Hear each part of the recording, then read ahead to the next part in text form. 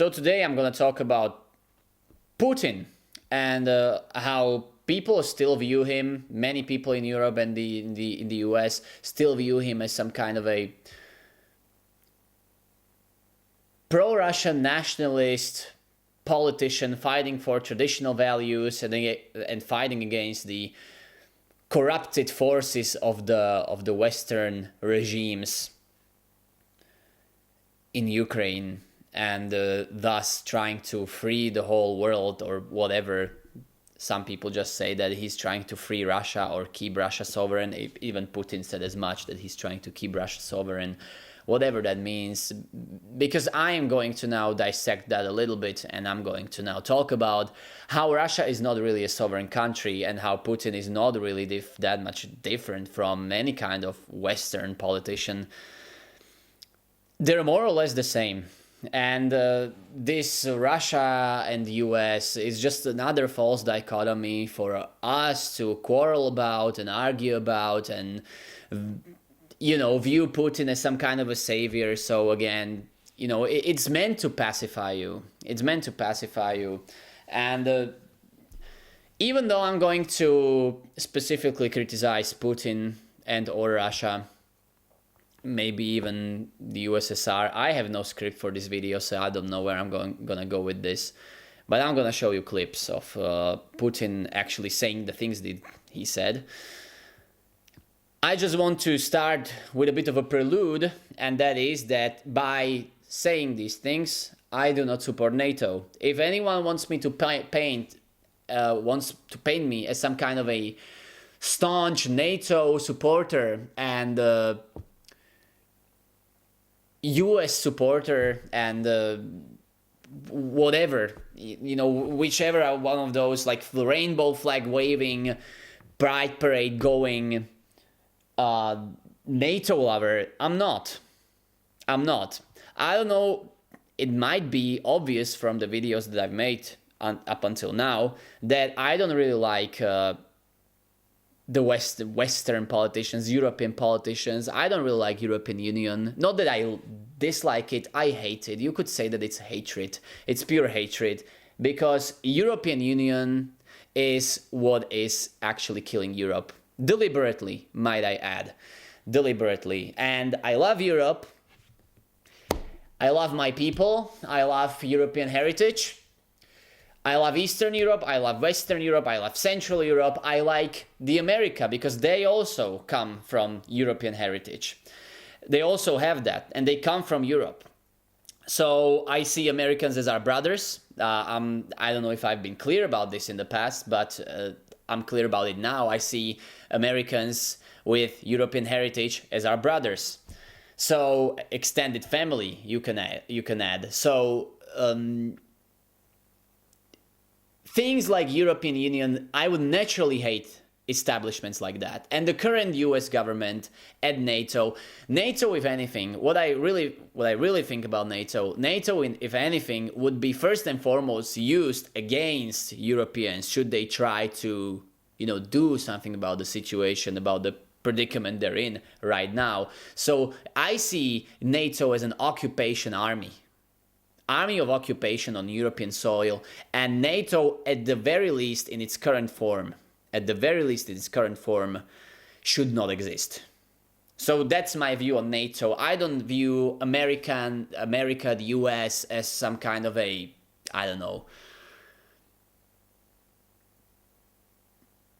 paragon of virtue country where everything's great and they have great economy. None of that. It's a country of degenerate morals. It's a failed state. Unfortunately, the great US of A is a failed state at this present moment. So I'm not under any illusion about the US. So what I'm going to talk about with Putin and with Russia and the war in Ukraine and what Putin said and his political stances, I'm in no way endorsing any kind of currently Western or European and the American degeneracy. In no way, shape or form. My argument is actually to the contrary, because whilst many people are arguing about who is the good side, whether it's the democratic West or dictatorial East. I view both sides as being actually almost indistinguishable from one another. My argument, my viewpoint, my stance is that both of these are bad. Both of these are bad. And they are very similar in what they're doing. Their goals, they're very similar. They share many similar, you can say, institutions, many similar people. And they share many similarities while really acting that they're two different separate entities fighting against each other. For what? We don't know. No one knows, actually. Not even Putin knows what they're fighting for in Ukraine, to be honest, because he has changed the war goals so many times that I mean, even official sources on war goals are going to tell you very much different accounts based on, I mean, it depends on from the time this source was published. This source was published on the war goal. So in 2020, I don't know, 23, the war goal in some sort of a Russia Today or wherever would be very much completely different than what they would tell you now. So the war goals are really changing. But I'm going to explain to you why I don't think Putin is any kind of opposition, that Putin is actually even a good leader, because he's not. And I'm going to give you my reasoning for this. And, listen, I know that to some people I am basically committing a heresy right now. How dare you? It's like insert Greta Thunberg here. How dare you say something against Putin? He is this freedom fighter. Like, many people are saying things about Putin. They're almost like worship him. And it's sort of infantile many times. It's very disturbing, actually, when I read some things written by some people about how they talk about Putin. It's actually disturbing. It's very infantile, and really, they're almost fetishizing him in some way. It's really, really strange. It's a really strange obsession with Putin that many people have. And I'm not saying that you, the viewer, currently are like that, even if you do support him. I'm not saying that you are that type of person.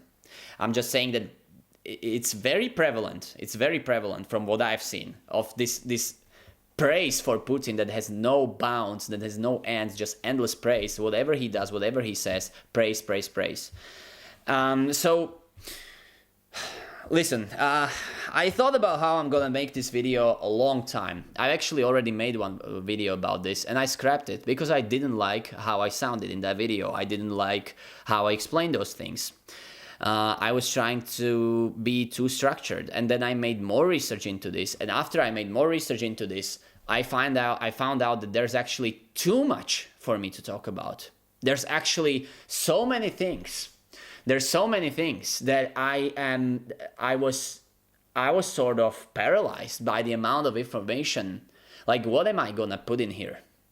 So therefore, that's the reason why I'm not gonna show you every clip that I'm gonna talk about what Putin said. I'm going to show you some clips, but I cannot show you every clip. This video would be 2 hours long.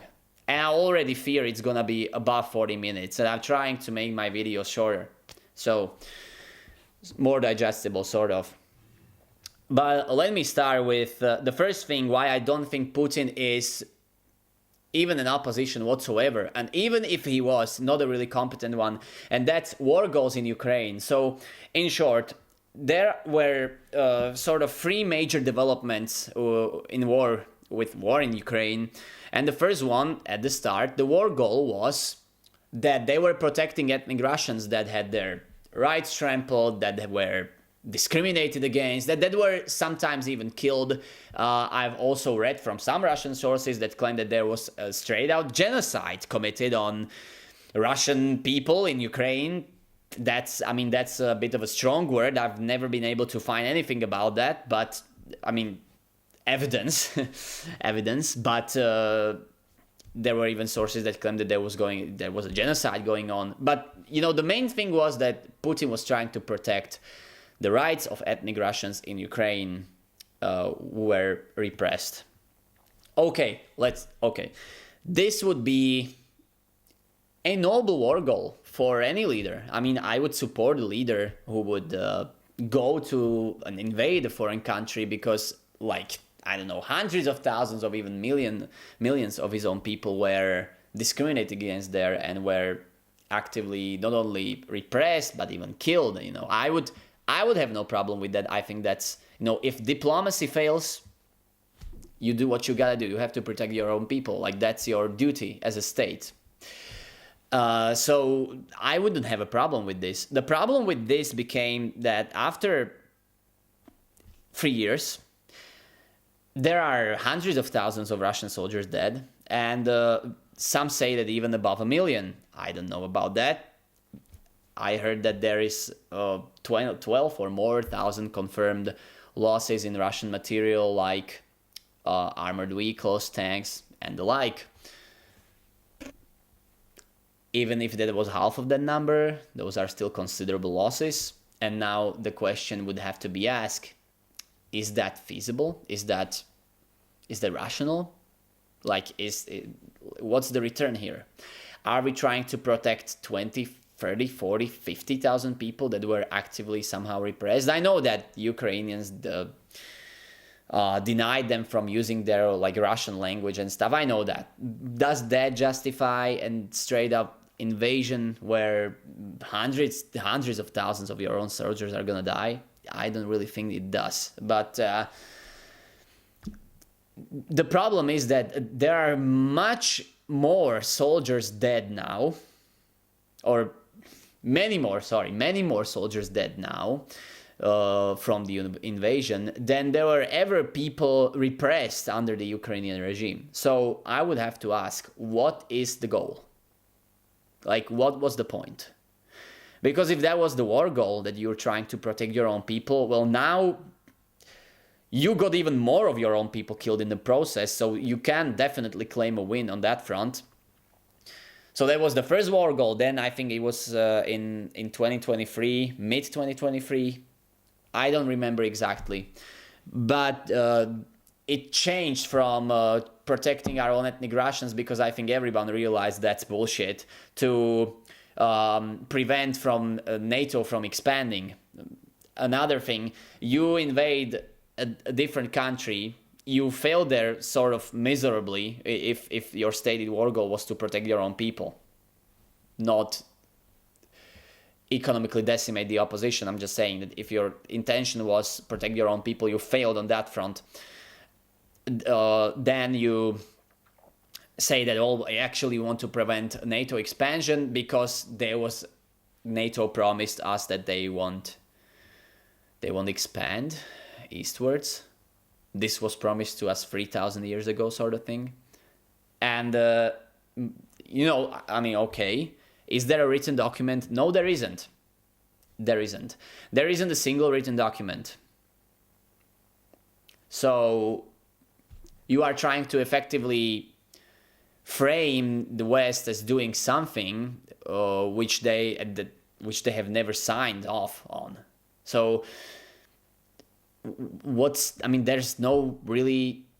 It kind of makes you speechless when you think about it, because there isn't really any kind of justification for that whatsoever.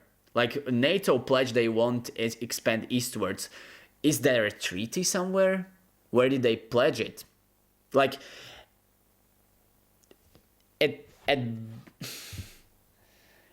At best, your diplomats that were making this deal with NATO at the time where it was, or where it should have been signed, at best they're incredibly incompetent when they were okay with, I don't know, maybe some representatives of NATO verbally assuring them, oh, we're not going to expand. Those representatives are not even in the office anymore. So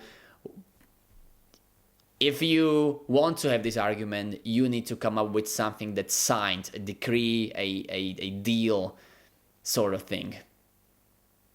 treaty. There's nothing of the sort. And you don't want NATO to expand eastwards, where now Finland is in NATO. Historically, or post-World War II, neutral country, Finland is in NATO. So, again, what are we doing here? Why are we still fighting? Finland is already in NATO. Are you going to attack Finland next? And Finland could even argue, well, you gave us the reason because you attacked your neighbor, so we were afraid and we decided to, based on our history, because there is history with Finland and the Russia, which many Russian propagandists would like you to believe that there's none, that Finland was or that it's somehow Finland's fault or for the Winter War or whatever. But there is a history. So Finland could claim that there is a reasonable doubt that Russia will not attack them. There is a reasonable fear there. So they would join NATO. You can go back and forth on this. You could even find that no one is really right in this situation. That's not my point. Not my point in highlighting whether or not NATO did something good or bad in this case. My point is that if you are trying to prevent NATO from expanding, well, you failed on that one. So why are you fighting there now? And latest one is that Ukrainians are just misguided Russians, and so you're trying to bring them under your rule because they're your people, essentially. That's the last one, which is the worst thing actually you can say for moral in your army. Like, why are you fighting for? Like, average soldier, what is he gonna think about it? Like, why am I here? And most of the soldiers are there because, many of those are there because they got money to be there, they got paid to be there. But if you argue that Ukrainians are just misguided Russians and you have to kill them to make them see, I mean, first of all, that's sort of counterproductive, but who am I to judge, I guess? And second of all, you're then essentially killing your own people, genociding them. So you're essentially doing, because you admit that they're your people and they're just misguided, so you try to kill enough of them that they will see that you are actually their friend. And so then you are essentially just killing and genociding your own people. So you're doing the very same thing you accuse themselves of doing. Hence why you had to invade in the first place. And then the vicious cycle starts again. So these are my first points and problems with Putin as a leader. I'm now not saying this wasn't anything about how similar they are to, or similar Putin is to the Western nations and Western politicians. I'm just highlighting what I don't like about this war in Ukraine from Putin's side, and that's that having war goals that are not set in stone, having war goals that are really sort of, malleable, changeable like this, seemingly on a whim, is not a sign of a strong leader, and it's not really a sign of a strong cause for war. That's my problem with this. But with that, one more thing. You know what the war is actually achieving? The war is actually achieving massive economic destruction of everyone involved. Russia too. More on that later. And it's also achieving of killing vast amounts of white people. So these are the really only two constant things this war is achieving. Don't take it up with me, take it up with the facts. Whilst war goals are changing, these are the things it's achieving. And I am a stronger proponent of the purpose of the system is what it does. And so you can kind of see, or at least it's pretty clear to me, what this war was designed to do. Test new weaponry, test drones, kill a bunch of white people, and economically ruin everyone so we have easier time going all digital and stuff like that. That is for a different video. I'm not going to explain that one here. But anyways, when I said that economically ruining the West, in reality Europe and the US. Many people say that, yeah, Russia is economically ruining their opposition and that this war is good for Russia. That's unironically what many people said, that this war is good for Russia. Listen, prolonged war of attrition is never good for anyone. It does not matter who you are. You can be Russia, China, India, US, Europe, it does not matter. You can unify all Africa with all their riches, build a literal Wakanda over there. Prolonged attritional warfare will not be beneficial to anyone. It does not matter who you are. Given enough time, you will start to fail. After your supplies or reserves of equipment get used up, you will start to see the effects of that war. You will start to see some immediately from a humanitarian point of view, but you will start to see them very quickly from material point of view. Now my question to the person or to the people or to people that claim that for some reason this war is great for Russia because they are destroying the US, I would like to ask you, why were the previous wars that US engaged in, and we have a lot of them, there's a lot of them, why weren't they good for the US? And why by some magic this one is great for Russia and bad for US? How is that possible? Because last time I checked, US had to go into incredible amount of debt for them to actually be able to produce for their war, for the wars they were engaged in, just like in Second World War, in Vietnam, this whole war on terror fiasco, which Russia, by the way, joined.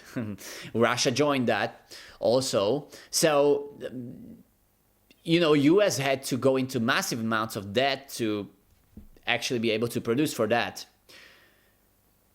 And you can see now with the US, you can see the effects of that. You can see the effects of that today. That's one of the reasons, or those, like if we put those wars as a single reason, that's one of the reasons why the US economy is failing right now. It's catching up with them. And so Russia having 20% interest rates in their national bank of Russia. So let me quickly explain to you what does this mean in real life and real reality in Russia. So in the video, the information was a bit outdated because meanwhile the Russian central bank cut the rates and now it's around 16.5%. You can see it right now on the screen from the Russian Central Bank of Russia, so that's an official number. Commercial bank will add 2 to 3% maybe on top of that to cover their profit margin. Let's just round it up to 20 anyways. Then if we really want to, the result, we can deduct it from the result and make it a bit, not as extreme, and that would bring us closer to reality in what the life in Russia currently looks like in terms of mortgages. So let's say that you, after down payment, there is still 100,000 rubles that you have to borrow from the bank. So 100,000 rubles, 20 years would be the time that you have to pay it.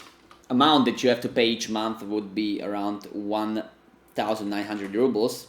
And so, since we have 20% interest rate, that would mean out of the 1,900, how much of that it consists of interest and how much of that consists of principal. So 20 divided by 12, as in months in single year, that will give us 1.6. So 1.6 and 20 because it's 20% interest rate. So we would pay 1.6% of this entire or outstanding loan that we still have to pay each month. 1.6% out of 100,000, right, would be 1,600. So So 1,900 that you have to pay fixed each month minus this will net you just 300 rubles that will go towards the principal. So that would be the first month. So month 2 would look like this. 99,700 rubles. It's still outstanding. So out of that, at 1.6%, that would net you, let me just check, divided by 100, now multiplied by 99.7. So you would pay 1,595 interest rate. Next month 1,900. This is the interest rate. So and so forth. So now principal will be 5 rubles more will go towards your principal. So each month you will pay more principal and less interest rate, because mortgages are this sort of front loaded this way. But you have to make this operation because at 20 years, that's 240 months. So 20 years is 240 months inside the 20 years. So we will have to make this operation 240 times. So 240 times you have to pay this, which would mean that you will pay 1,900 240 times. So total, if you need to borrow after down payment 100,000 rubles, you will end up paying 456,000. Now, as I've said, I went to the higher upper range of this. Let's just say you will pay around maybe 380,000 to 400,000 rubles for this in Russia. So listen, in the West, when you have a 7% interest rate on mortgage, it's extortionate, and interest rates as a whole used to be banned. They used to be outlawed, and they used to be called usury. So interest rate in any way, shape or form applied towards your people, your normal population, is extortionate. I don't care who you are. What I'm trying to point out is that in 7% interest rate on mortgages in the West is considered terrible and collapsing, whilst in Russia you can have this and nobody bats an eye, because many people that are singing praises towards Russia don't even know about this. So either both West and Russia are economically collapsing or none of them are. But you cannot tell me that this is something, that this is a good alternative to what we have right now. It's just more of the same. It's more of the same. I don't see any kind of difference between this and what we have in the West. Is that a sign of a great economy? I remember when the US had, I think it was a few years prior, 5% interest rates. I know that US is far larger economy, at least in terms of GDP, than Russia is. So I know that 5% in US means much more in real terms than in Russia. I'm aware of that. The thing is, I'm trying to highlight, 20% is a lot. 20% interest rates is a huge number. It does not really matter who you are. When the US had 5% interest rates or near 5% interest rates just a few years prior, everyone was talking about collapse and how US is done. But Russia has 20% interest rates. I guarantee you, most people saying how Putin and Russia are great, economically strong, and yada, yada, yada, didn't even know that. 20% interest rate is not good. That's not a sign of a strong economy. That's not a sign of a strong country. That's a sign of a country that is spending far more than they can afford on that war. So, and now the citizens are paying the toll. Now they have to be working and literal debt slaving to feed Russia the money it needs. And they're using 20% interest rate to extract more liquidity and hoard the money. More liquidity from the system, from the people, so the bank can hoard the money and use it for whatever Russian government needs. So this is why they're using 20% interest rates. We're not going further deep down into the rabbit hole on the economics, because this video is not about that. So this is just the war part of my argument, but now we're moving past that. Well, what I wanted to talk about mainly is this image of Putin being this sort of a to some people even a father figure, and this traditional warrior for traditional values. So I would like to talk about, and I will show you clips of Putin. Now, this is very important thing that I wanted to highlight, as I stated in my previous video. When you're shown something in the media, that means you're supposed to see it. And many times, the main reason why you're seeing this is because they're trying to hide something else. And I would like to ask you this question. Why is it actually pretty hard to find on conventional media, mostly YouTube, I'm talking media platforms, social media platforms, mostly YouTube, it's pretty hard to find really things and statements that Putin made in the past that are in a direct contrast with what is propagandized about him. Because there is a concentrated effort to paint Putin medially as this traditional Orthodox Christian figure. And I hear you ask, but media told me to hate Putin. Mainstream ones mostly did, yes. Mainstream ones did. I decided to maybe show you guys what I mean by saying that algorithm on YouTube is skewed towards showing Putin in the good light more so than the bad light.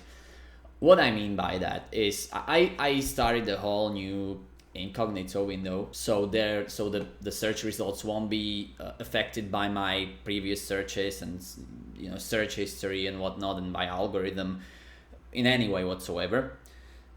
My problem with this was that my feed was full of videos praising Putin, and I was looking specifically for videos that showcased how Putin is not a very good, is not the person that he's portrayed to be in the Western media, or in the alternative Western media. And so, without any bias whatsoever in the search results, let's just type Putin bad. Okay, I'm searching for videos that would be, I don't know, maybe they would have maybe above maybe 2 million views, because this is this is a big thing. So I would consider less viewed videos not really relevant.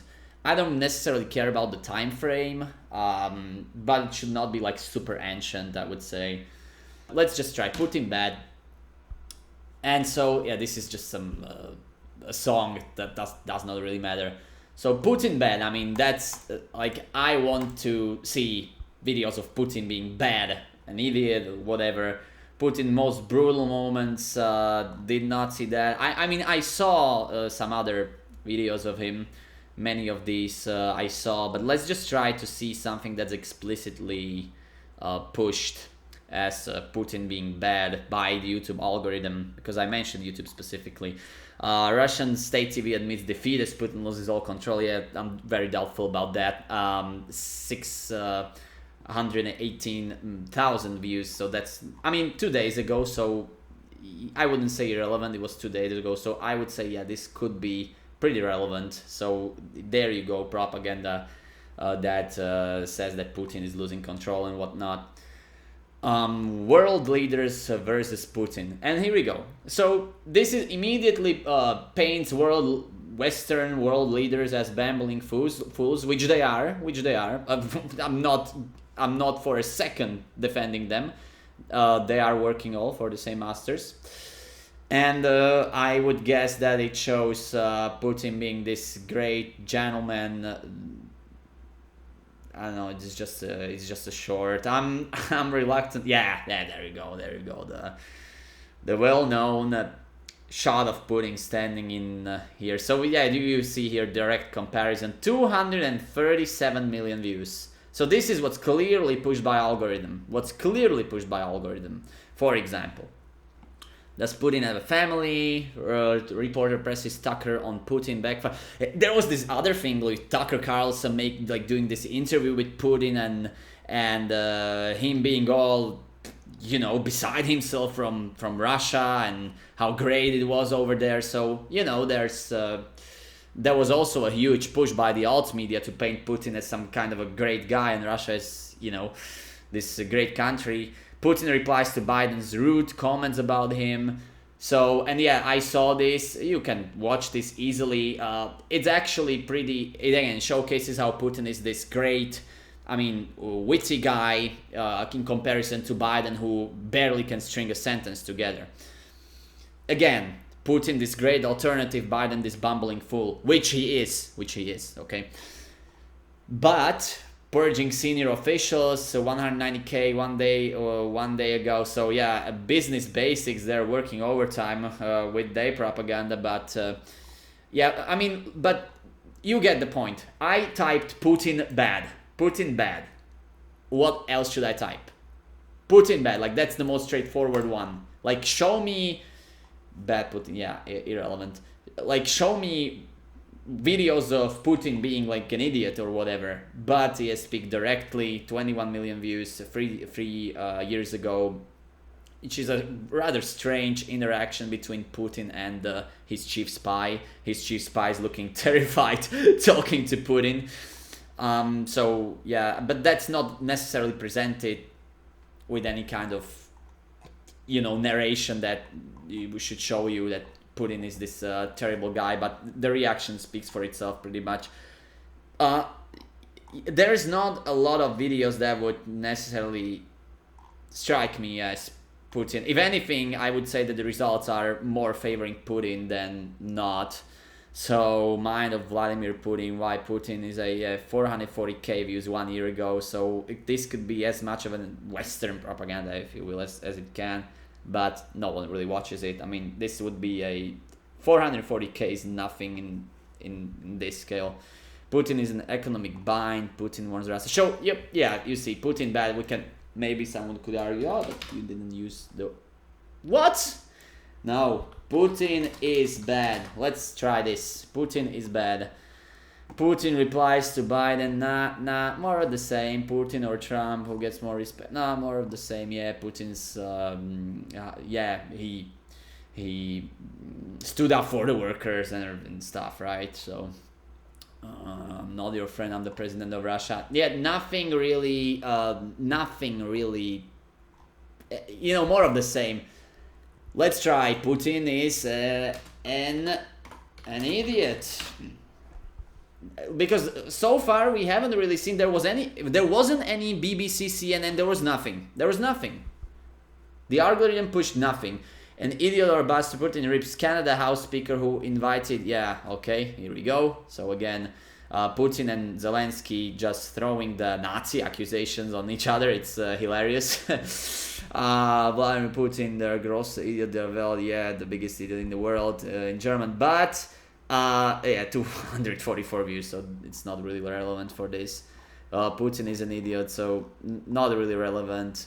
Let's say Putin good. Let's try this. Like the most basic terms. Great leaders always respect soldiers. So there you go. You have so there you have Macron not respecting soldiers. There you have someone else from the West, I would presume, not caring about soldiers. Look at that. Terrible. Yeah, Biden looking at his watch. Like, when can I go home, eat some ice creams type of thing. And now, Putin again. There you go. Oh, man. So, good friends. Vladimir Putin, Kim Jong-un. Best moments of Vladimir Putin 6 years ago. So clearly, but look at this. 21 million views. So these are clearly favored. Like, that's a huge number. These are clearly favored by algorithm. There wasn't too much. You can say that, that's YouTube sometimes suggests me CNN takes on Putin. In the large scale of things, it doesn't mean anything. That's my point. The CNN the stuff on Putin, It's not really watched on YouTube. It's not really that much, that pushed that much. Putin, CNN, let's try. Putin says meeting with Putin. That's 213k views 6 days ago. 5 days ago, 400k views. I mean, this would be somewhat maybe relevant 5 days ago, but I doubt it will go much higher. I would maybe guess that in 1 year it's gonna be maybe around 1.5 million or so. I like, you will never know with this algorithm, but you know, I never heard this one, so I can't really say what they discussed. Putin is showing some vulnerability. Says former NATO official, 210k million. So CNN is not really relevant anymore. So anyone who says that, oh, this is Western propaganda, like media are full of it. I mean, yeah, mainstream ones are, but there's Xi and Wales New World Order. Oh, there you go. That would be interesting alongside Putin and Kim. CNN maybe speaking the truth sometimes. 2.2 million views. So Putin's ruthless rise to power. That's actually, these views are nothing even compared to the American standards. Not even the world standards, to American standards. These views are not really, you know, a production as large as CNN, you would expect definitely, and favored by the algorithm, as is many times said, you would expect something else. Putin, speaking English, yeah. Putin, BBC, let's try BBC. Putin challenge on his 25-year rule of Russia, it's 2.5 million views 10 months ago. Yeah, that would probably be a pro-Western propaganda. Somewhat effective one, 2.5 million views. But again, those videos that showcase Putin as this great leader when compared to the Western leaders are, you know, like 150 million. So this does not hold candle to it. So Putin makes faces as journalist asks about Ukraine. Yeah, I think I saw that some time ago. But you know, this. Yeah, and here is a brief moment where the mask slipped off, and Putin actually said that Ukraine is Russia. So basically, what I said at the beginning of the video. But this is what I meant when I said that I don't see algorithm pushing too much this Putin is bad narrative on YouTube. This is mostly pushed on legacy media, not really on YouTube, for example. Not really. It's hard to find Putin saying these things, and let's try, for the sake of it, multiculturalism. Oh, there's a misclick there, mistype there, multiculturalism. So he warns Europe about multiculturalism. Yeah, about that. There will be in the video later. Islam and Russian multiculturalism, 4 views 1 month ago. So this is clearly not really much. Putin last suggestions again: export pork to Muslim majority Indonesia, walking, but it's normal. Putin assassination attempt. Russian President Vladimir Putin brave again, another positive. A very apparently algorithm boosted video. So, you know, this is what I meant when I said that the push for Putin being this all kinds of, it's just a false dichotomy, that this push for Putin being this terrible dictator is mainly in mainstream legacy media, and other sites like YouTube, you would more than likely find Putin being portrayed as this good leader in comparison to Western leaders. It's much more deeper than that, but video's already long again, and I just can't spend like half an hour on this explanation and this deep dive showcase of YouTube pushing different narratives. I've noticed that my feed, when I was specifically trying to find Putin talking about how great Russia is because of its multiculturalism and how it's the cornerstone of their strength and yada yada yada. I was actually trying to find Putin not being this great guy. I was actually trying to find Putin being this bad guy on YouTube, deliberately. And my feed is filled with Putin being this wise, good dude. So, great, wise leader. So then I've decided to make this kind of a search, do this kind of a search, and confirm that, yeah, algorithm indeed on YouTube is boosting Putin being this great guy. I'm sure that if you have algorithm tailored to yourself, then, but again, my algorithm should show me videos of Putin being, and my algorithm, with what I was looking for deliberately, should have showed me Western propaganda, okay, of Putin. That's what it should have shown me, but it never did. It showed me Putin being this great, wise leader, but when I searched for specific things he said that I have a problem with, that actually destroy this whole image of him being painted by YouTube itself, it started to show me the good side of Putin again. So, you know, take it for what you will. I'm just saying that this is something I've noticed for quite some time, and that YouTube operates in this way. And so I wanted to showcase it with this. Putting on YouTube, going on YouTube on a private incognito browsing window so it won't be affected by algorithm, and just see the raw results. Furthermore, most of the instances of Putin having the same multicultural tolerance rhetoric as every politician in the West, everything has been purged. Almost everything has been purged from the internet. It's incredible how thorough actually the purge was. So here's the forum that I found when I was digging into this. The paradox in this situation is that the forum I have found was through Yandex, because none other search engines provided me this forum. And so I found this forum, and here's a comprehensive look, or comprehensive list of what Putin said in the past. You can see that it's oftentimes directly quoted, and some of these links still work. I think I even used some of them in this video with the clips that you've seen in this video, or that you might see in the video, depending on where I decide to put this segment. Anyways, to jump into it, most or almost every single one of these links is dead. And that's, some of them are not, of course, but almost every single one of these links is dead. And let me open a few of them. Let's translate this.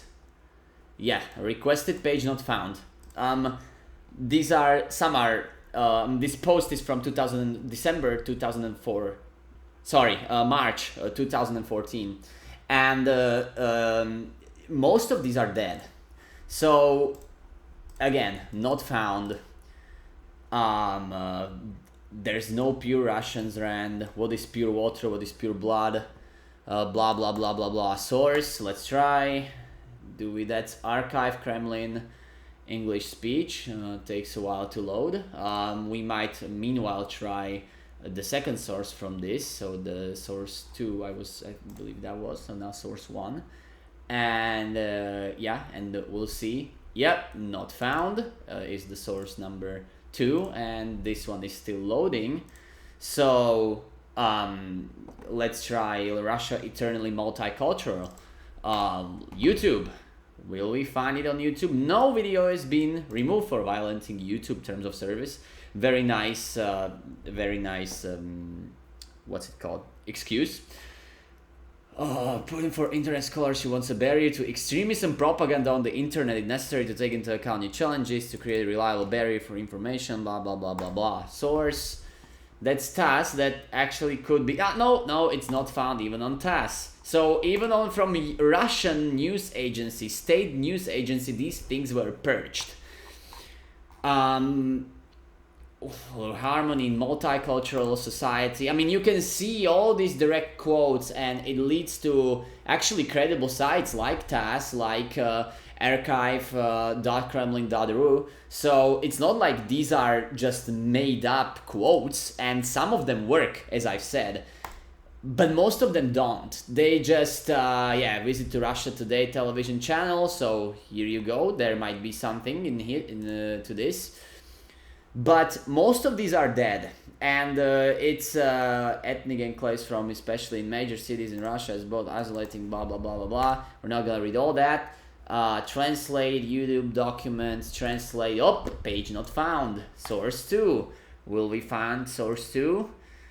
This is what I mean by Putin is, ethnic enclaves fuel social tension. I don't actually care about this.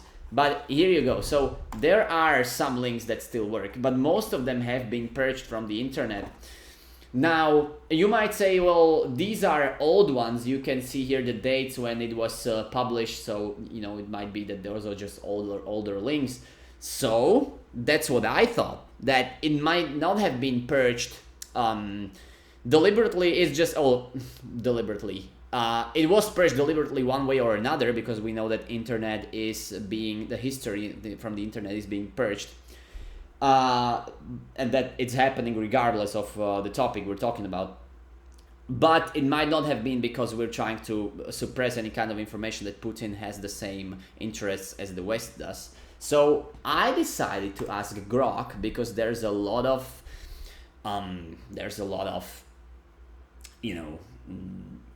clips of Putin saying stuff on X.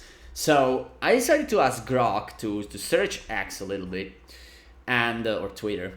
And so, is there a video of Putin praising Russia as multicultural and saying it is Russia's strength? You saw the video, but it was not the one I had in mind that I saw some time ago. And so I asked Grok this, if he could find it for me. And yes, he said that there are videos of Putin praising Russia's multiculturalism as its strength. But the problem is that none of the links that Grok provided worked. And so watch excerpt on Pravda English YouTube channel. Putin unites. Let's try this, for example. Yeah, video isn't not available. And so I said none of these are available since they were purged from YouTube. And he said, yeah, you're right. Most YouTube links to official Kremlin or RT videos are blocked, shadow banned, and yada yada yada. So he found some other examples. So he pointed me to Odyssey. Cool. It's decentralized video platform. Odyssey. Let's try. Will we find Putin diversity speech? No content found. Look at that. Will we find maybe on the Rumble mirror? Let's try. Yeah, verifying I'm human. Cool, great, nice. Verify. Verification successful. No video found. Again, Rumble full. I'm not going to click through all these links. Oh, there's something, I have no idea what's this. The fake news is pushing Trump's economic plan. Okay, I have no idea what this is. But anyways, United Cultures Forum, no idea what that is. But as you can see, most of the stuff has been purged. Exact timestamp of I asked the cultural workers meeting speech where he said these things, and he gave the timestamp in the official Kremlin video, and it's this one. And page is not found on the official Kremlin page site. So it was purged from everywhere. I tried it with a VPN. I tried it without VPN. So it does not matter if you have VPN on and off. It's just purged from official sites. of Russian government. So there's no, it's almost like someone tried to hide the tracks of Putin having the same kind of agenda as the West does. Direct clip, if you just want the quote, I can't embed it here, but here's a mirror on Rumble with the exact 35 seconds clip of saying Putin saying diversity is Russia's strength. There's just nothing. Everything has been purged everywhere, and I dug deep. So I mean, I welcome you to try this.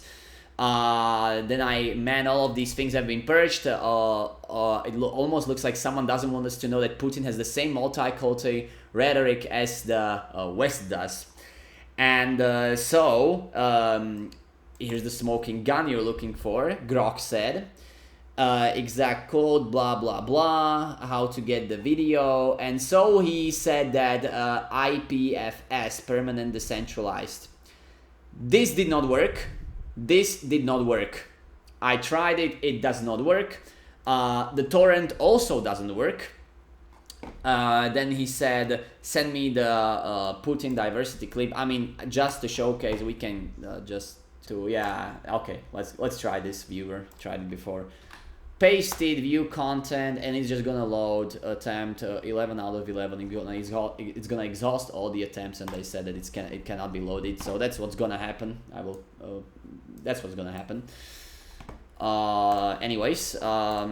So that does not work. Direct download torrent said that torrent does not exist when you try to put it into Qubit torrent or in whichever other torrent tool. So there really is nothing. And so I told him, send me the Putin diversity clip. And he said, here's your clip, direct from the Kremlin, June 6, 2023. So fairly new video. You would say that this should not be purged because it's old. He sent me a WeTransfer link, and would you look at that? Yikes, this page cannot be found. So everything has been purged from the internet, and this was just more of the same. Everything has been purged from the internet of Putin, almost everything of Putin, saying the same exact thing as the Western politicians do. Putin having the same kind of, exactly the same agenda as them. Everything has been purged, almost everything, and it's really hard to find. So this is why every time you go to the internet and you try to look up Putin, you mostly get pro-Putin views.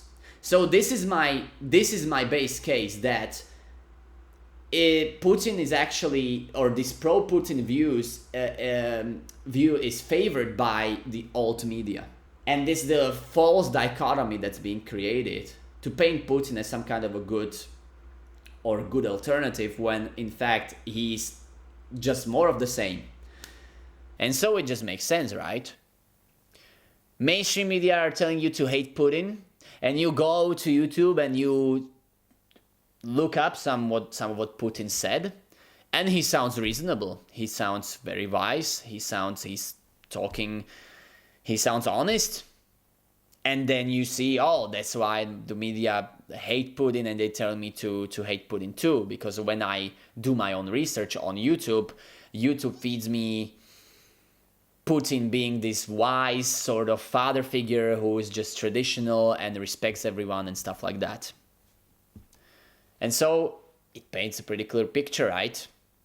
But what if I told you that this is actually exactly what's happening, with manipulation in the West, with Western politicians saying one thing and then doing the other behind the scenes, and are also attacked by the media, for example, like AfD in Germany, attacked by the media. They say one thing in public, but privately they're doing something very different. This is the same playbook.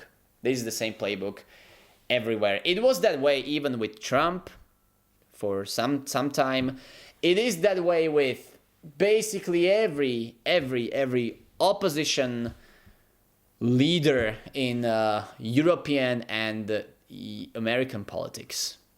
The opposition leader is saying A, the media are saying B about him, and you see the clear conflict between them. And so you're made to think, well, he's being reasonable, that's why they're attacking him, whilst he's doing something very different behind the scenes.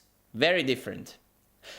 Tommy Robinson from the UK would be the best, absolutely the best, maybe not absolutely the best, but one of the best examples of this. Like, his take on immigration and stuff like that mostly is pretty fair. Mostly. Pretty fair. I mean, yeah, sure. Like, he's speaking the truth. And media are painting him as some kind of an extremist and whatnot. So you can see clearly, and then you see him with the Mossad shirt and how he's this unwavering defender of Israel and, all this. And it paints a pretty good picture. And even he tweeted, I think it was like 2 weeks ago or something, he tweeted that he will always support Israel, something like that. I don't really care about him anymore, but so he would be a great example. And with Putin, people just refuse to see that with Putin is exactly the same thing. They refuse to acknowledge that. They refuse to see that, oh, well, Putin is saying one thing, but he's doing the actually completely different one. So why do you see videos of Putin saying this? А вы умеете прощать? Да. Но не все. А что невозможно простить? Предательство.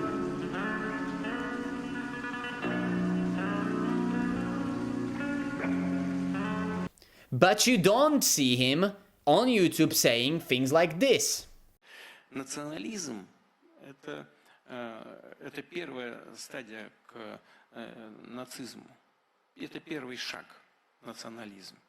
Вот, потому что национализм основан не просто на любви к представителям своего этноса, а на ненависти к другим. Why is that? Why do you think that is? That's my honest question. And there are many more examples of this. Now imagine Keir Starmer saying things like this. Everyone would be outraged. Imagine Keir Starmer saying things like this. We know how strong cultures become when they stand together. This is the source of our national identity, of such founding values of our people as mutual assistance, fairness, mercy, historical memory, and continuity of generations, strong family values, patriotism. Russia, from the very beginning, I'm addressing the foreigners in the audience right now, from the very beginning, Russia was built as a multi-ethnic state. And obviously, it had a reflection on our traditions. This is the foundation of our national identity and our spiritual identity. But Putin saying it's good because, yeah, Russia has always been multicultural. Russia has been funded that way. That's what he claimed, at least. And it's their strength. It's their strength. Because when Putin says that multiculturalism is their strength, it's good for Russia. It's great for Russia. The same people, because Putin supporters are many times the same people that actually really hate what's going on with Europe, and actually hate what's going on with the US and the immigration policy and the Islam and clear double standards in enforcing the law. Let's just say clear double standards. There's actually lawlessness. Anarcho-tyranny is the concept. So many of those people that praise Putin are saying that these things are destroying Western nations, that these things are destroying Europe, that these things are destroying the US. But for some reason, Putin gets a pass. For some reason, when Putin says that multiculturalism is really their strength, well, that must be true. It's only our weakness in Europe. It's only our weakness in the US. But in Russia's case, it's their strength. When Putin says things like this. Македонский, после того, как захватил Иран, он стимулировал смешанные браки. Стимулировал, как бы почти искусственно. А у нас все происходит естественным образом. На протяжении веков, на бытовом генетическом уровне, это создает огромную подушку безопасности и является базой нашего межнационального и межконфессионального единства. Well, he clearly said that, well, in our countries, ethnic mixing, it just happens naturally. It just happens naturally, and we are strong because of that. It creates this strong foundation. And Putin says that no one gives a damn, no one bats an eye. Yeah, because in Russia's case, they really started off as a multicultural, whatever they are.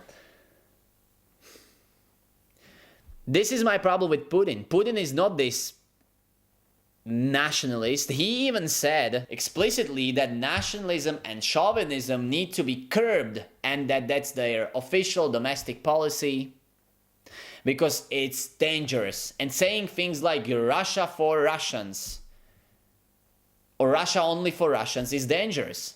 And when then Putin comes up and says something along the lines of Russia is for Russians, but he has many instances where he specified who he means by Russians, and he repeatedly, fact check me, I dare you, he repeatedly said that Russian is whoever fulfills his civic duties, civic obligations to Russia. That Russia is not a racial thing, Russian. That Russian is it's a civic nationalist country. But the identification through only ethnos or religion in a polyethnic state is not possible. We should form civil identity on the basis of common values, patriotic conscience, solidarity, and civil responsibility, as well as respect of the law. And this would be impossible without the connection with the ethnic and religious roots. This is the necessary condition to maintain the unity of the country. Anyone can be Russian. Anyone. African can be Russian as long as he adheres to Russian way of life. And he adheres to Russian customs and the Russian law. Well, customs. There's also freedom of religion. So being Russian, in Putin's definition, means that you can be an African practicing some sort of an African religion, adhering to your own customs, but as long as you pay your taxes and as long as you respect Russian culture, as long as you adhere to Russian law, well, then you're just as Russian as Vasil from Moscow. You're just the same type of Russian. We're all civic Russians.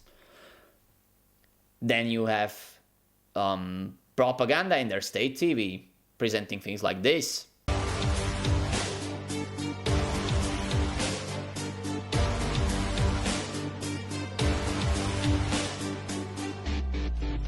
Я азербайджанец. Я армянка. Я узбек. Я грузин. Я казашка. Я еврейка. Я чеченец. Я татарка. Я сетин. Я молдаванка. Я таджик. Я удмуртка.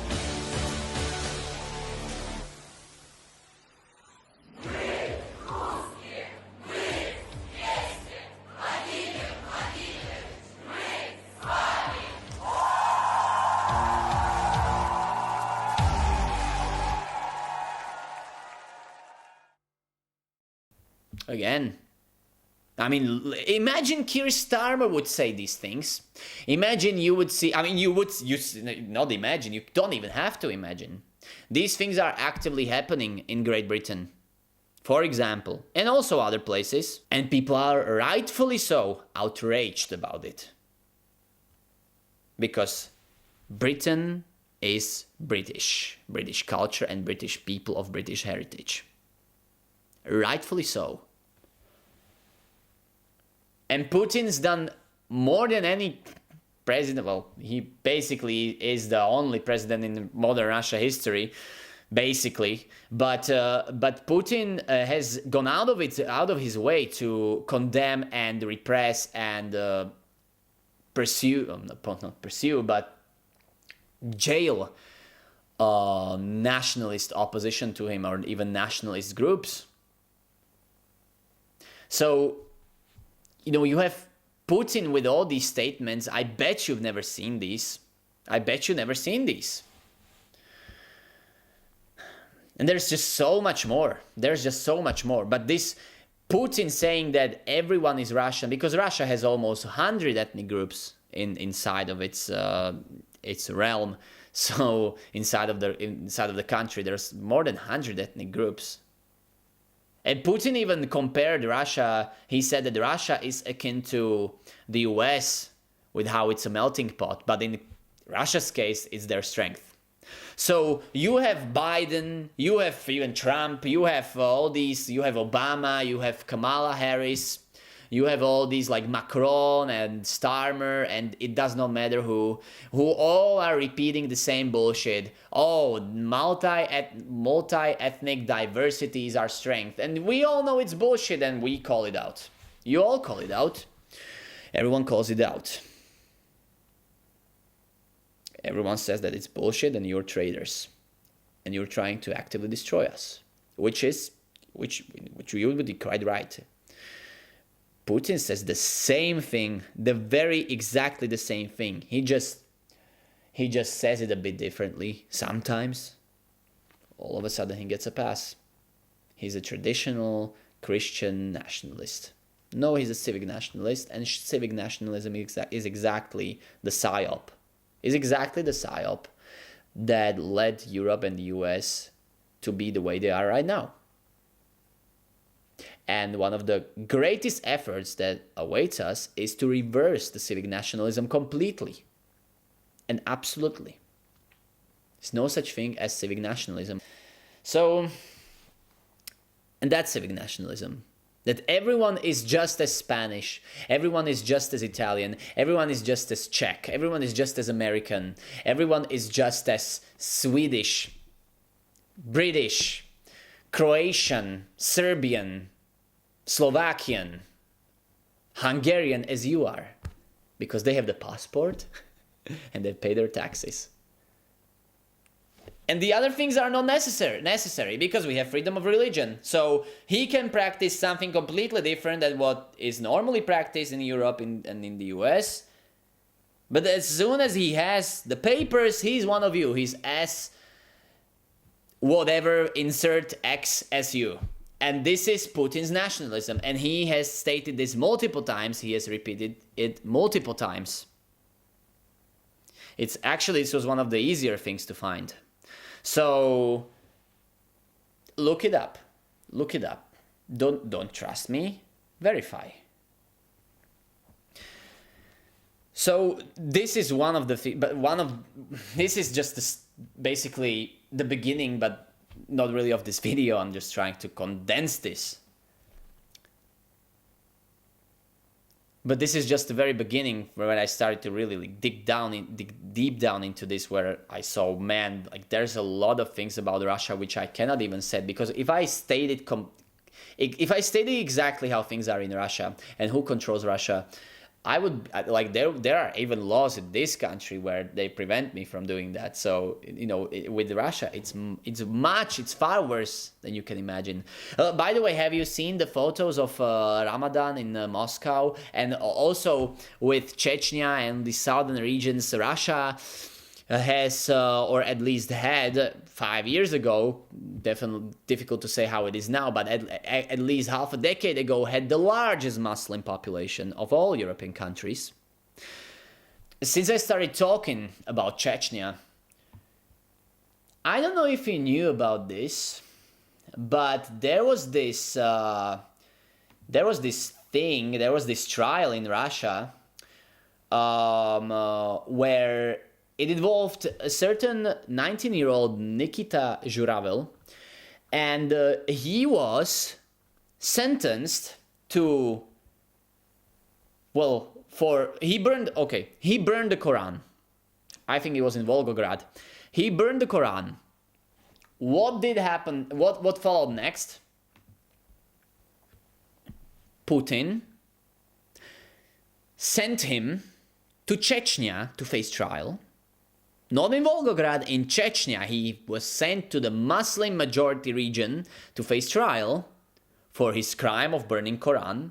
They all immediately spun it in a way that he was a Ukrainian operative burning the Quran to try to stir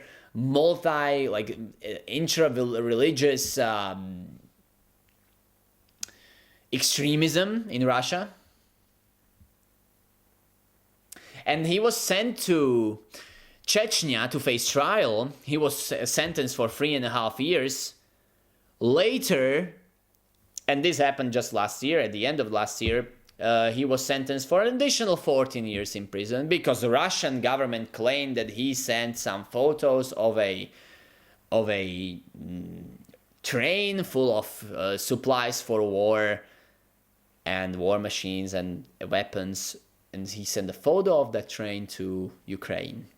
Never before was this mentioned. That just came out conveniently at the end of last year. That this guy who's already serving 3.5 years for burning Quran in Volgograd will serve another 14 years.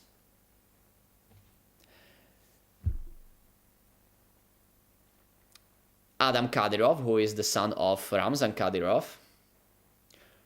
then beat the guy up, and there was huge praise from officials.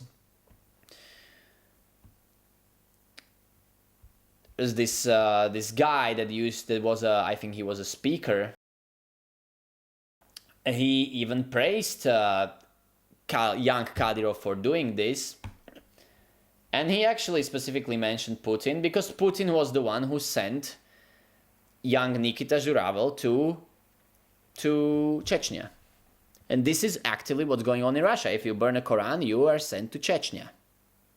At the same time, Russians, or Putin and other higher-ranking Russian politicians are criticizing Sweden and Swedish people for burning Qurans.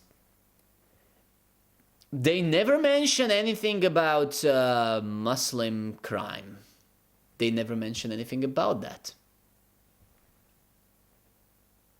They never mention, they just think that somehow someone somewhere just woke up and decided to burn a Quran just because. That there was no reason for it whatsoever. That one day, for no reason at all, young Nikita woke up and burned the Quran. And then you look at the stats of actually Islamic extremism in Russia, and you will see that most of all extremist attacks in Russia are done by jihadists.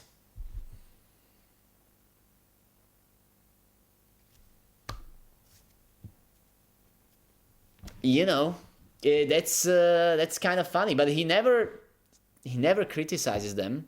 He only criticizes when you are a young white Russian burning Quran for no reason at all. And then he sends you to Chechnya where you're beat up by Adam Kadyrov. And then you get 3.5 years, and then you get an additional 14. For an absolutely bullshit reason that no one really knew about before. But at the end of last year, it's just conveniently surfaced that he sent a photo of a train supplying rations to a Ukrainian official so they can sentence him for high treason. Make no mistake, that was just a revenge for him burning the Quran because they agreed collectively that 3.5 years for burning the Quran is not sufficient. Imagine Starmer did something like this. Imagine Starmer is doing it already. Imagine you try to burn Quran in the UK. You will be sentenced to like 20 years of prison. If you say something bad, if you said, this guy of certain ethnicity raped my daughter, you are in prison in the UK at this point. So burning Quran in UK, that would be a major offense. You would never see the light of day anymore.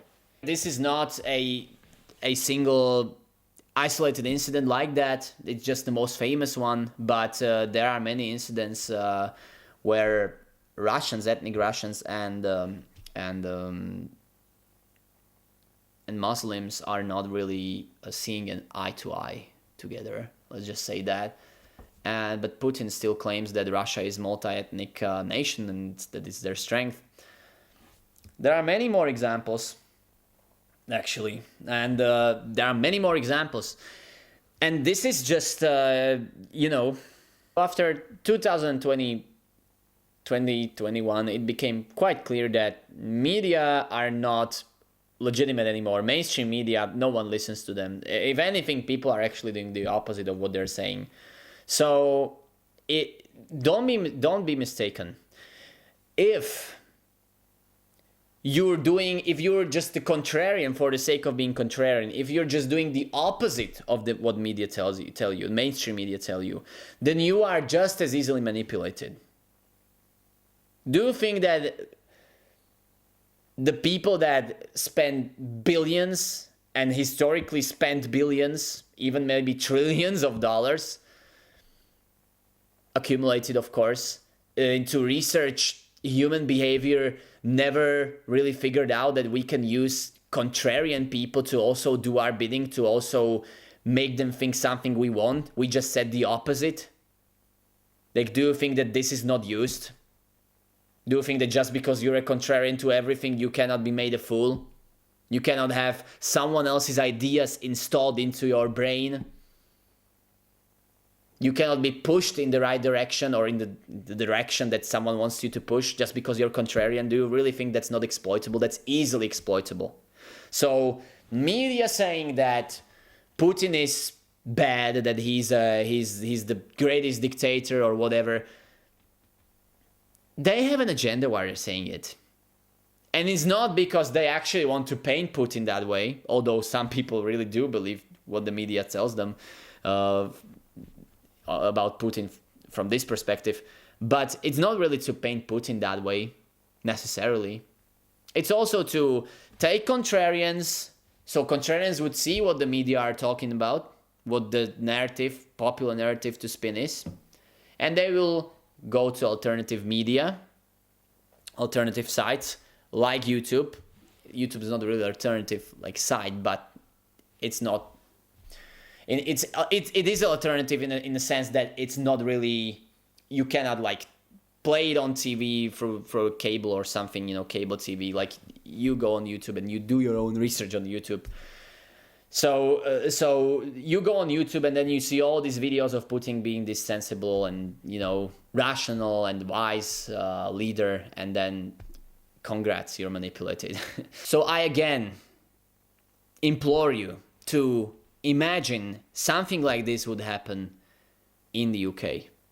Imagine Putin said these things. Imagine Starmer said what Putin said, and then there was one guy who burned the Quran, and Starmer would send him to, I don't know, to some part of London, which is basically, Muslim, and he would face trial there among Muslims in London. Imagine something like this would happen. Like, you would be outraged, rightfully so, because that's exactly what Starmer would actually do.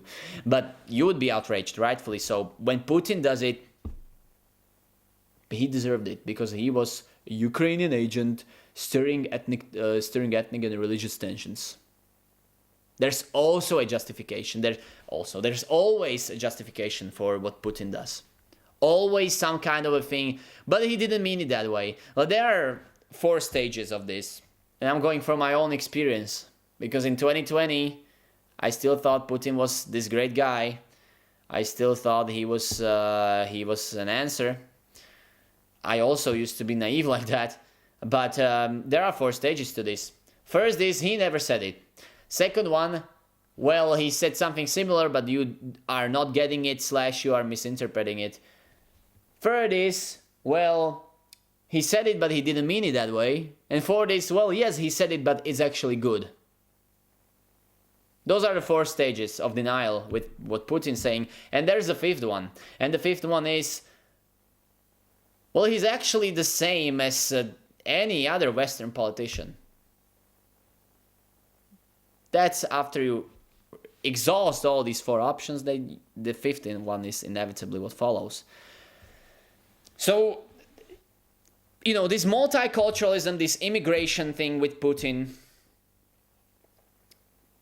It's the same thing. And this rhetoric, and this is another problem that I have with Putin, his rhetoric about immigration, but mostly about how the West is still enslaving Africa and how the West is still living from their colonial past and they're still stealing from the people and they've plundered and everything. They plundered the nations and it was this inexcusable evil that has never brought anything good whatsoever, and that how the West are still these colonial powers that are just enslaving and killing everyone. В значительной степени тот уровень благосостояния, который достигнут в бывших колониальных державах, он основан на ограблении Африки. Это всем известно хорошо. Да, собственно, исследователи в той же самой Европе этого и не скрывают.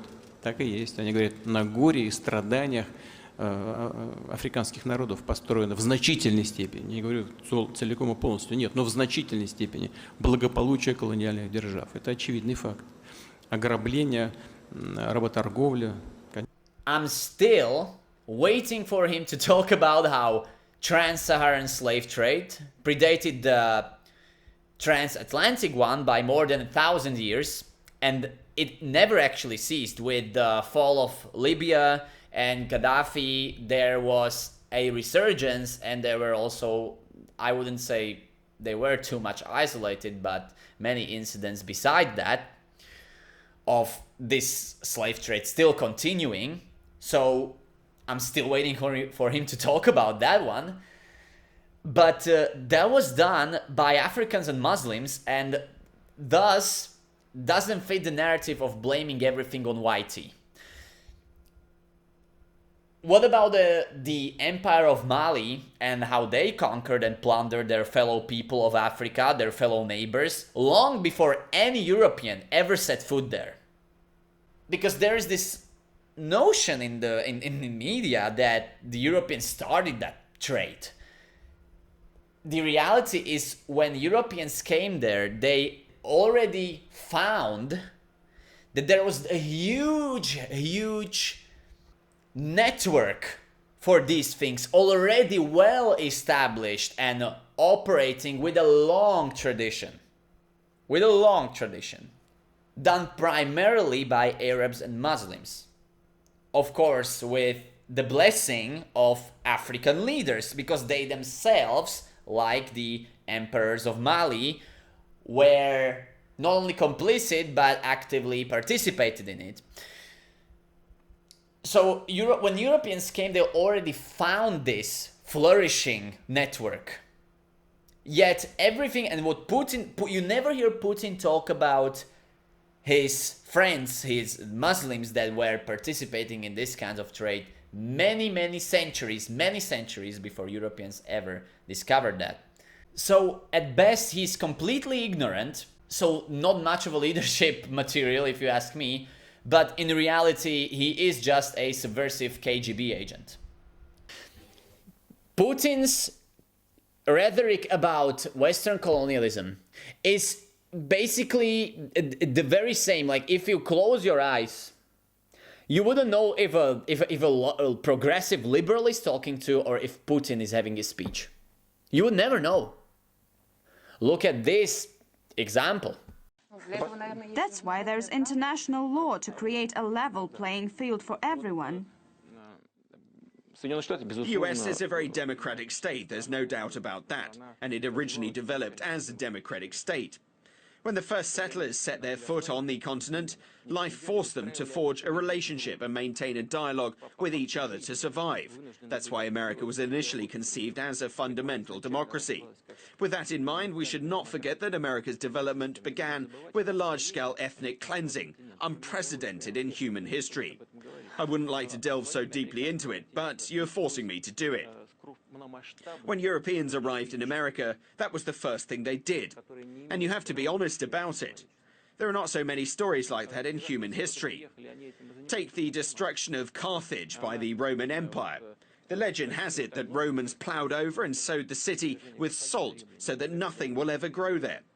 Europeans didn't use the salt because they used the land for agriculture, but they wiped out the indigenous population. Then there was slavery, and that's something that's deeply ingrained in America. In his memoirs, US Secretary of State Colin Powell revealed how hard it was for him as a black man, how hard it was for him to live with other people staring at you. It means this mentality has taken root in the hearts and minds of the people and is likely to still be there. And there are many more examples like that. He's saying how the West is still exploiting Africa or exploited Africa. Благосостояние Запада в значительной степени было достигнуто благодаря ограблению колоний на протяжении веков. Но это же факт. Фактически такой уровень в значительной степени развития был достигнут в значительной степени за счет ограбления всей планеты. История Запада, по сути, хроника бесконечной экспансии. Пора все-таки избавиться от этого мышления эпохи колониального владычества. Хочется так сказать, протрите глаза. Эта эпоха давно закончилась и никогда больше не вернется. Никогда. And that the colonial nations are just, eternally guilty. He's trying to make you feel guilty. It's the same playbook everywhere. Make white people guilty. And it does not matter who is the politician. Whether it's some based opposition in the European Parliament, or whether it's Trump, or whether it's Putin, everyone will tell you the same thing. Well, colonialism was very bad, really bad, and we need to apologize for it. It does not matter who it is. They all have the same rhetoric about it. They all are saying the same things about it. Every single last one of them. Colonialism is bad. At best, you will get something like this. The colonialism was really bad, terrible, but we are not responsible for this anymore. That's the best you're gonna get. Many of them are just still apologizing. So this colonialism rhetoric is just purely aimed at European people, which include American people, to feel guilty about themselves and to accept everything that's happening to them. And Putin himself, and this is a common knowledge, this is well known, is sending many immigrants to Europe as a sort of a hybrid warfare. He's sending many immigrants to Europe through Belarusian and Polish border, but also through Latvia, Lithuania, and Finland. Look it up.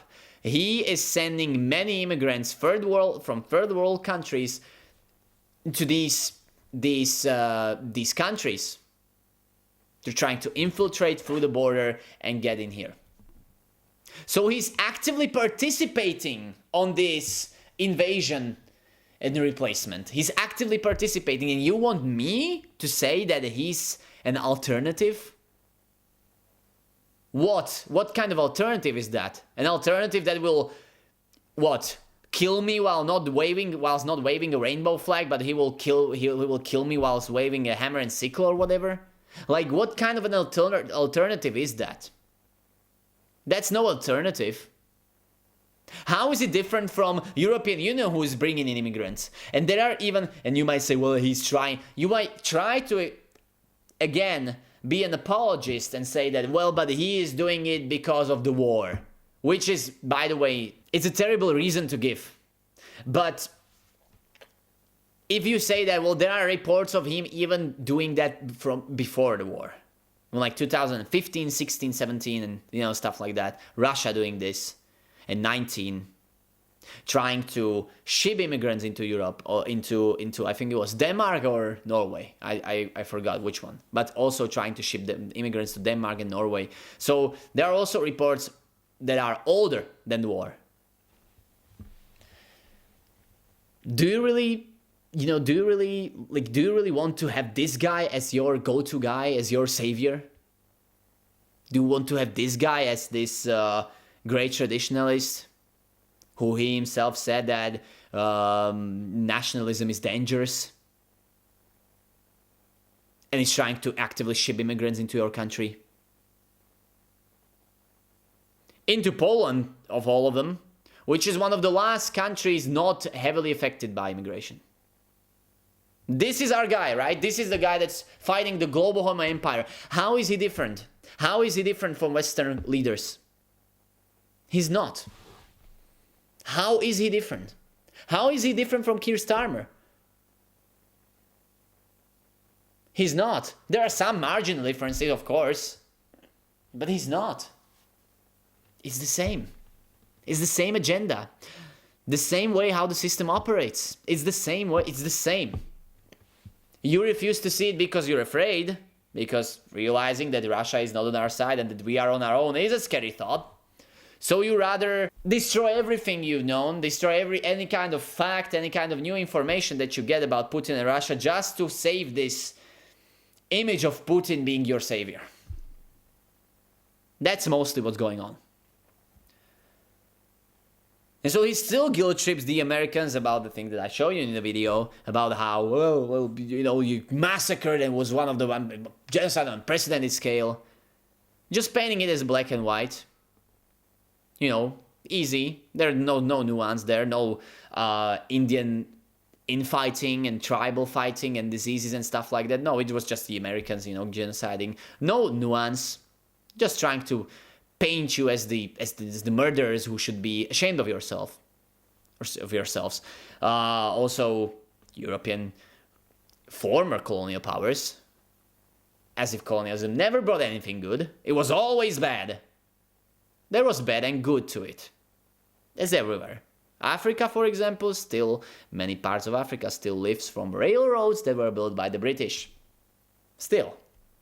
There are good and bad to it. But Putin is saying this about the colonialism whilst Wagner Group, renamed Afrika Korps, so now official name is Afrika Korps, are in several African countries, have bases in several African countries doing contracts of various contracts, protection and destroying maybe some kind of opposition to some kind of a regime, or various contracts, various types of contracts. And for what? They exchange it for natural resources also. So Putin is saying that we are still doing this whilst he himself is doing it. Or you want to say that this is happening without Russia knowing it? This whole Afrika Corps. No, it's an offshoot basically of Russian army. It's a private sector. It's a private sector of Russian army. Or Russian government, sorry. It's a private sector, it's a private army of Russian government who is doing these contracts in Africa. So there is still a Russian presence in Africa, and they're still extracting the natural resources for them, raw materials for them, raw resources from them, in exchange for their protection and stuff. So they're still taking things from Africa if we want to go down that road. Also, accusing British Empire and the France from colonization. Last time I checked, these countries decolonized. But do you know who never decolonized? The same country that is the largest country in the world, and that has over 100 ethnic minorities inside of it. So just a hint, that country never decolonized because the country still controls all their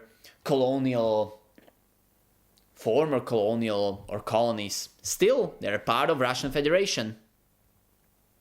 And how do you think Russia got that big? Do you think that, God one day just created Earth and just allocated this huge chunk of land and decided, well, there you go, this is Russia? Do you think like that's how it went? No. Russia started out originally, not even as Russia, but as a Kievian Rus. It's really hard to pronounce that with English pronunciation. But Russia started as that nation, and then only through centuries, coincidentally, throughout the same time period when the British and the French and Dutch and Belgian were also colonizing, so from 15th to 18th century, Throughout this period, Russia got that big because they were also engaging in colonization and conquest. And they never decolonized, they still control the vast amounts of land that they've grabbed back then. So Putin is there saying, you are responsible, you should feel guilty, you are the colonizer and stuff like that. But he himself is doing all those things. Every Bolshevik Zionist accusation is a confession. Every single last one of them.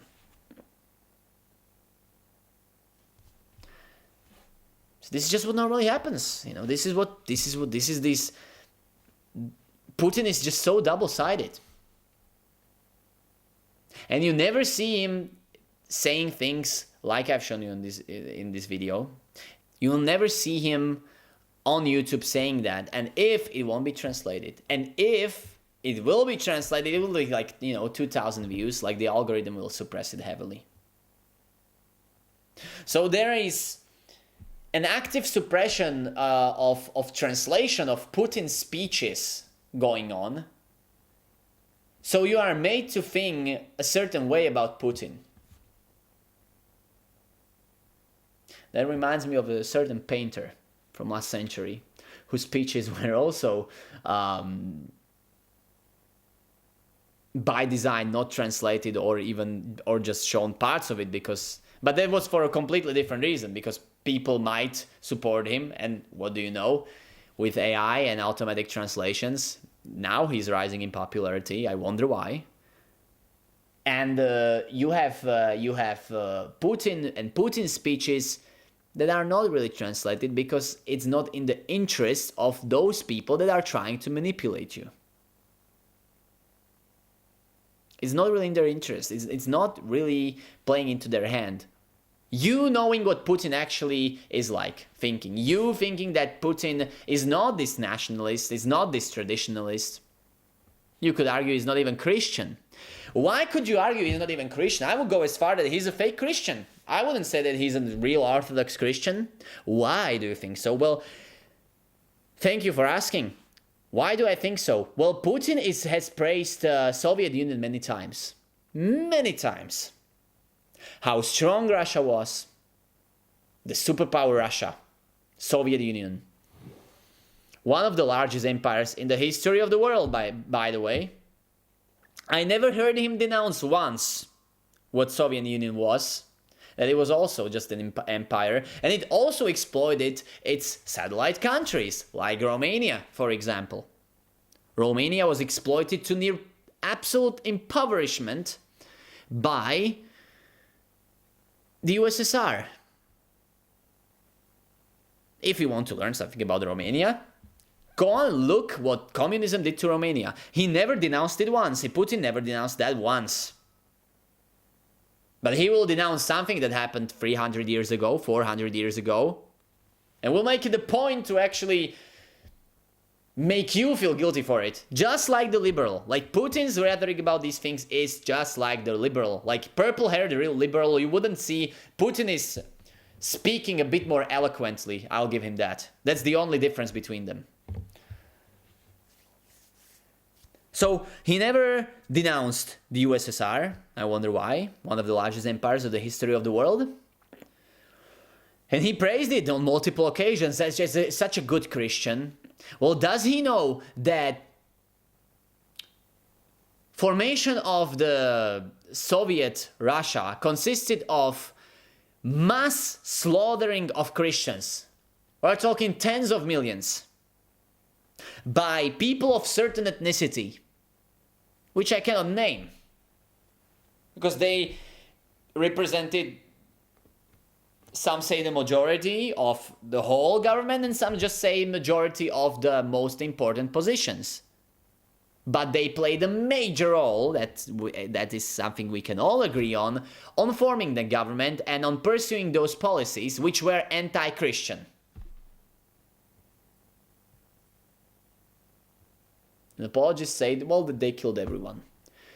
Most of the victims consisted of Christians. White ethnic Russians, Christians. And that same regime, it's the same regime that Putin is praising. It's the same regime. So he's you can see in how he's behaving. His modus operandi is to be as double-sided as possible. Hypocritical, just say one thing to one person and they say completely different thing to another person. But to both people, he is saying things that they specifically want to hear. And both of these people think that he's a great person.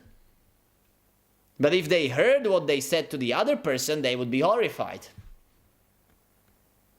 And I fell for the same exact trap.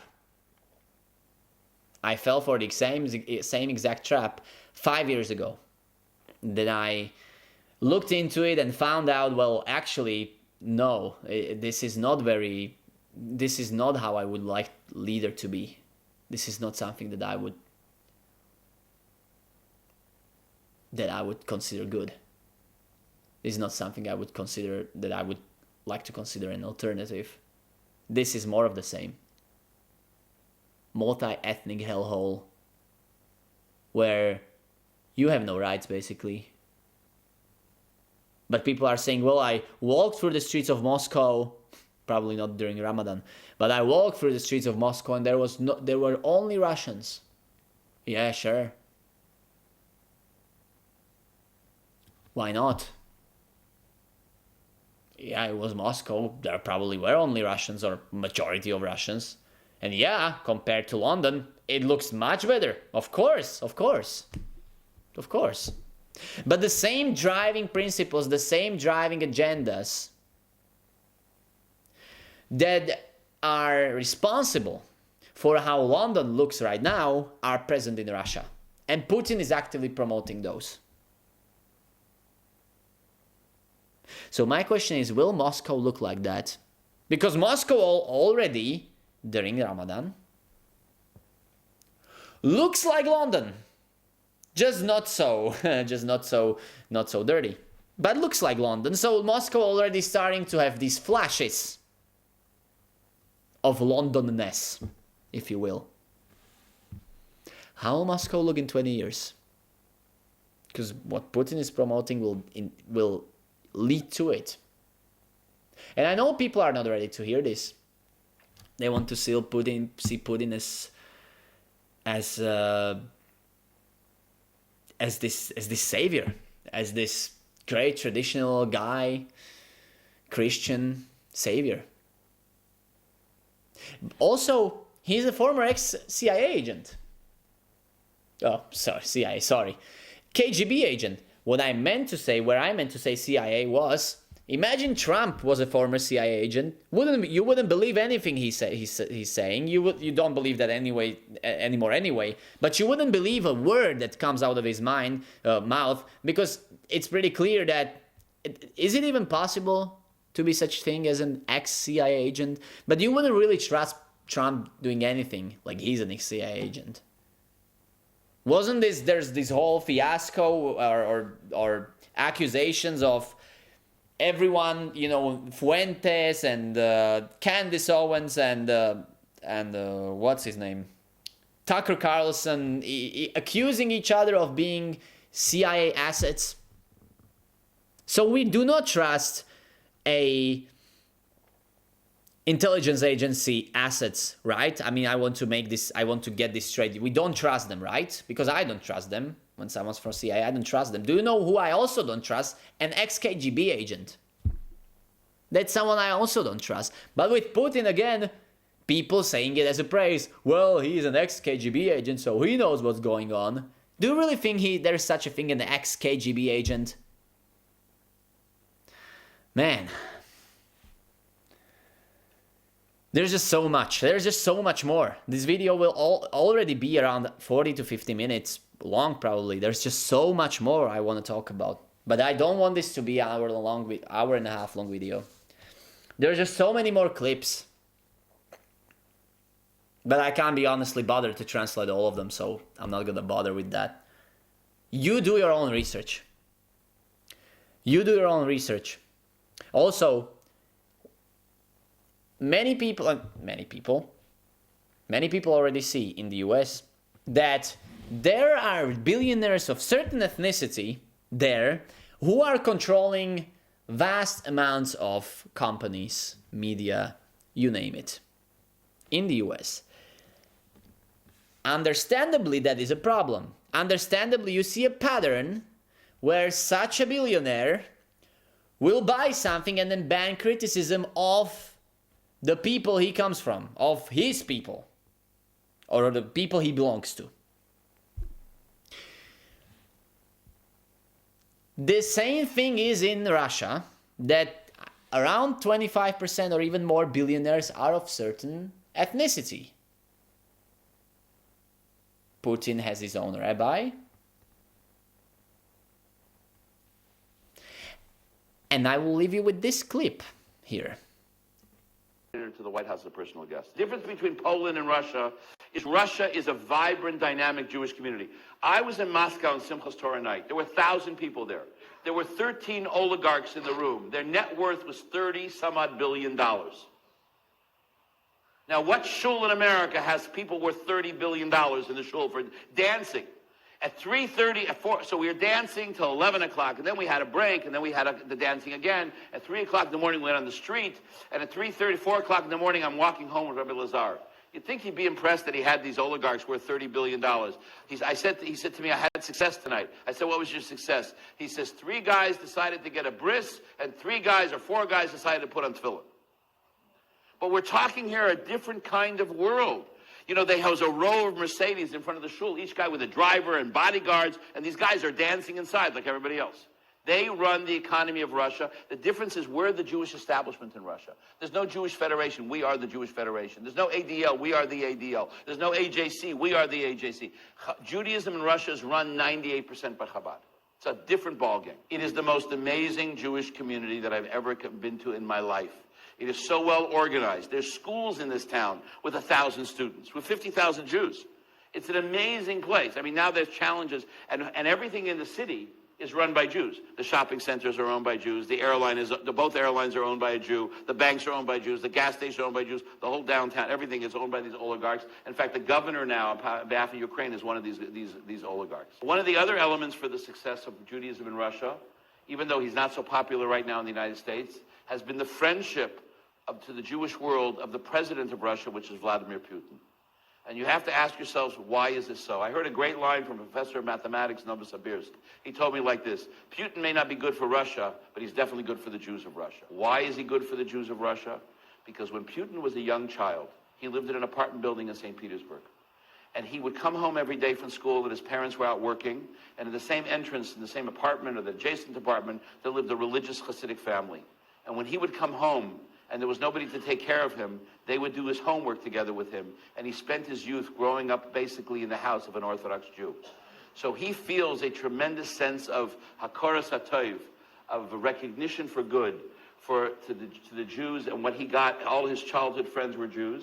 And I also think he sees the positive effect that they have in building Russia as a new country, the fact what the rabbis do in Russia and the shluchim are doing in Russia. Russia is a different mentality. And this is part of the conflict right now between Russia and the United States. You can't push the Russians have to be dealt with through quiet. A very shrewd observer in Moscow told me, you can't deal with Russia like the United States. Here it's public pressure, it's tumult, it's polls. In Russia, everything is quiet deals. For instance, there is a lot of quiet deals between Russia and Israel that you know nothing about.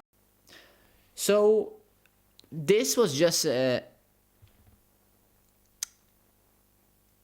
something that many people find really odd in the Western sphere, and very, very, at this point, very obvious. And they see the pattern. Hence the rising anti-Brazilian sentiments. With Russia, Putin gets a pass. It's not a problem if Russia is like that. And since I know that algorithms really do not favor criticism of Putin, wouldn't you believe it? You would think that YouTube would push criticism of Putin, these types of criticisms, but no, they just push the normal stuff. Oh, he's corrupt and he's a war criminal. Both of these might be true. Both of these are true. Why not? But these are the things that would really show a lot of people where Putin stands. Not to mention that he's been a long-time friend with Klaus Schwab. He has attended WEF multiple times, World Economic Forum, and he has pledged Russia to become this net zero emission state, country, which he had to circle back on now a little bit because of the war. It's not going to be really possible until like 2030 something. There also, Moscow, I think, it was the main, I think even Klaus Schwab said something along those lines, main places of fourth industrial revolution. And they also like wanted to start a pilot program with on the CBDCs and digital ruble, where Bank of Russia is already experimenting with this. Look it up. Look it up.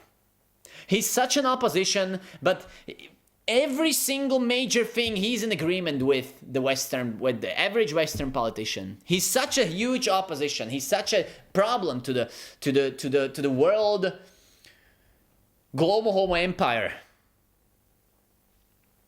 But just somehow every major thing